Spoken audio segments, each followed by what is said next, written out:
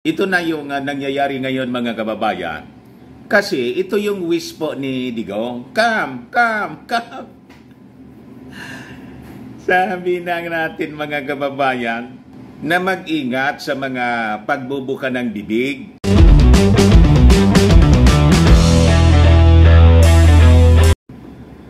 Yung mga ICC investigators mga kababayan, sabi ng Solicitor General natin, yung abogado ng ating gobyerno, na dati din na opisyal mga kababayan noon ni Maudigs, si Solgen Medardo Guevara, nagsabi na yung mga ICC investigators are free to come and do their job here.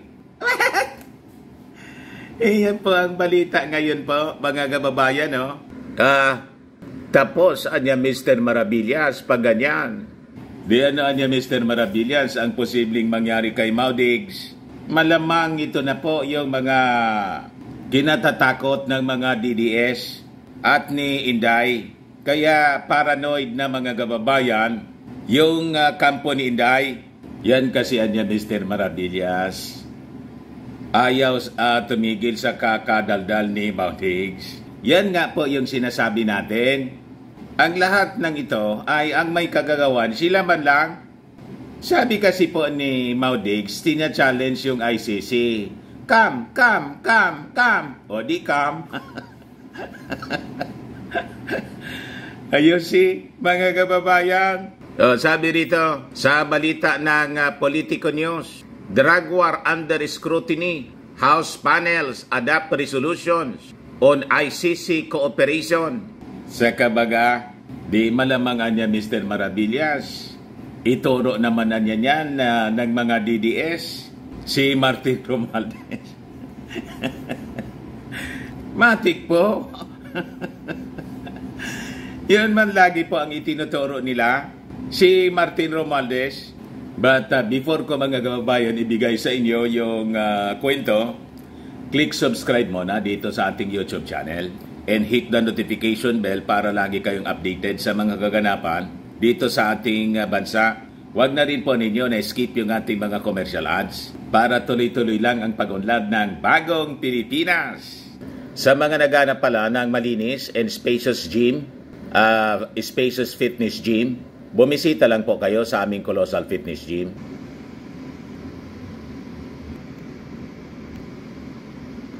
We also offer Grab car rental with our brand new 2023 model ng Toyota Innova. We also accept booking for those who are planning to travel via PAL and Cebu Pacific and other airline companies, local and international, and bills payment po for Meralco bills, PLDT, etc. Ang Colossal Fitness Gym is located at 3rd floor Security Bangka Building, Landco Business Park, Legazpi City, Albay.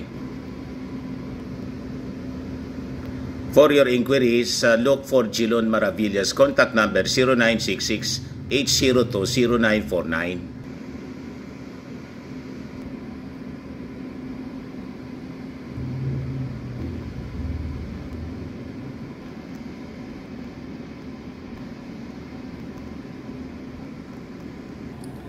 Ayos pa, ayos na niya Mr. Maravillas.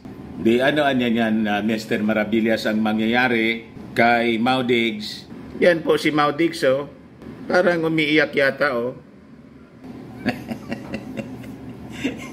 Igawan niya Mr. Maravillas kung ano-anong pinapakita mo. Iwan ko naman dito po ano tong Dario. Manila Bulletin yata. Ay usapang kongreso, hindi man yata ito Manila Bulletin. Kung bakit ito pa yung napiling napiling picture ni Digong. Parang umiiyak sabi diyan. House panels adopt resolutions to cooperate with the ICC's investigation into Duterte's drug war.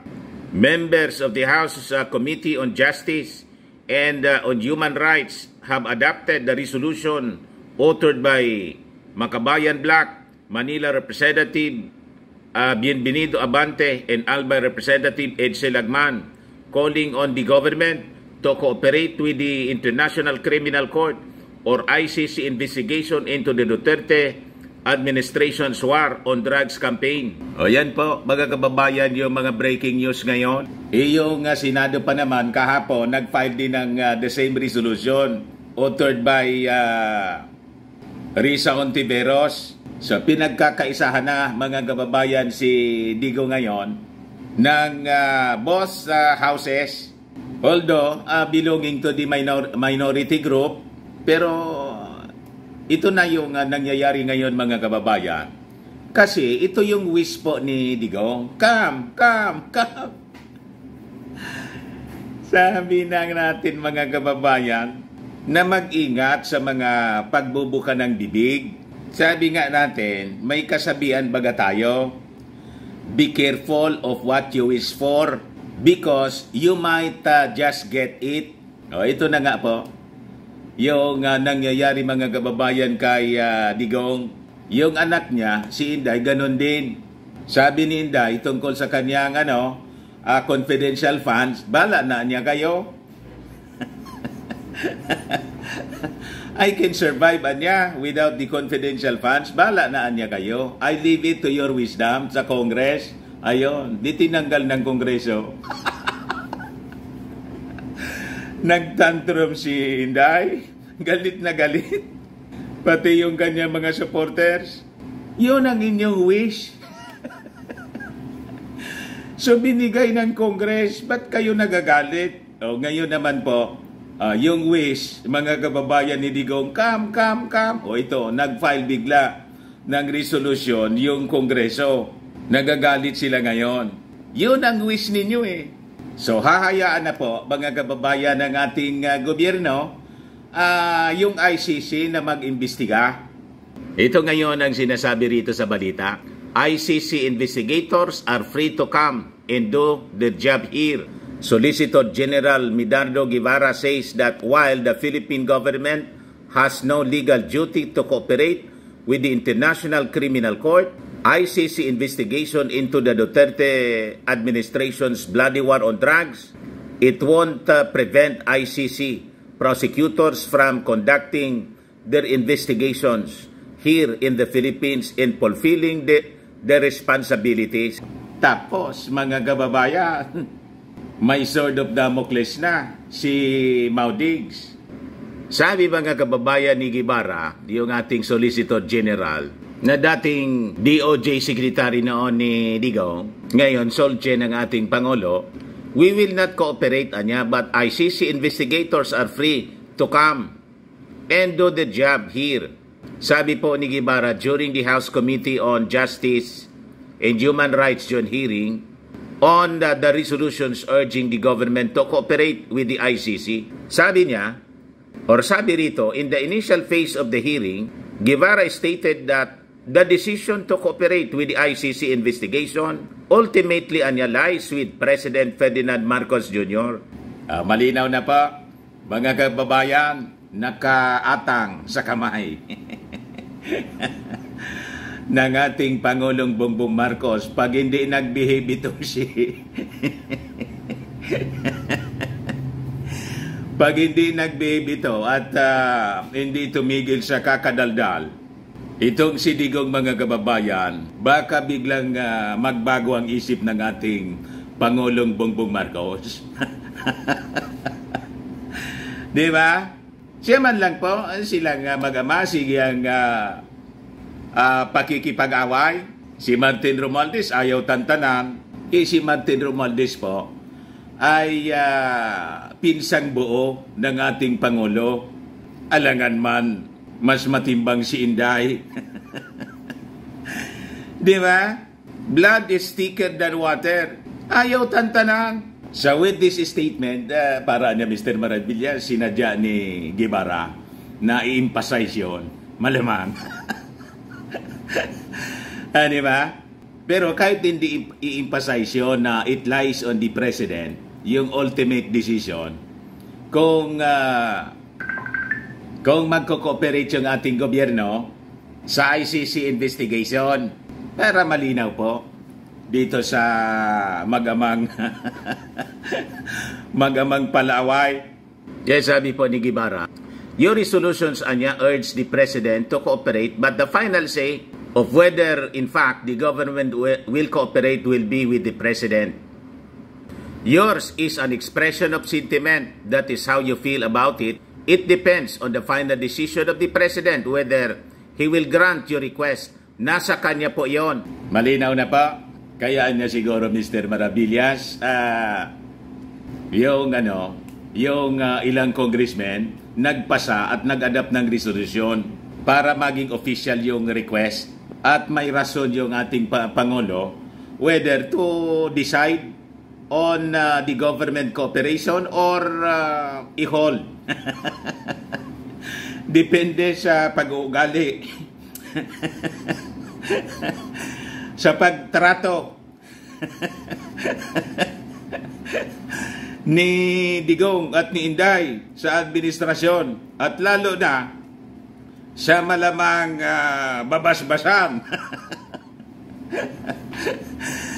na successor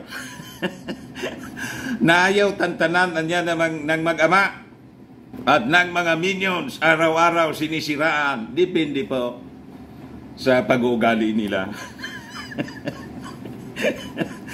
Pag napuno ang salop, kailangan ng kalusin. Ayan pa. Yung ating Pangulo pwede pong magdesisyon. Depende yan sa trato. Kung patuloy nilang imamaltrato. Di ba? Malinaw yun po ang mensahe. Kung kumansa na po yun, analysis. Pero hindi ko man alam kung ano nasa isip nila. Hindi man tayo mangula. Okay pa? Ayun man lang po ang ating mga breaking news ngayon na malamang magdudulot ng sleepless nights sa mag-ama. Sabi nga natin, kayo man lang yung may gawa ng inyong mga problema. Di ba? Malinaw yun? O baka lang gusto ninyo po itong itry mga kababayan, Firmax Firming and Lifting Cream. Pinapahid po sa mga pulses in affected area. Mainam po sa paninigas ng mga kaso-kasoan. Ito naman po, Automax Radiant Serum. Sa mukha naman yung application. Anti-aging po siya. You will look 10 years younger than your age. Sa mga cancer patients naman po, baka lang gusto ninyo itong itry. Nengxia Red Mix Fruit Drink. Di man po siya gamot, food supplement siya. Kaya lang, gawa siya mga kababayan sa goji berry. Yung goji berry may anti-cancer properties. Okay po? Yung mga inquiries ninyo, dumiritso na lang kayo sa aming messenger sa Facebook para masagot namin agad. Ako po si Dante Maravillas. Bye-bye po. God bless.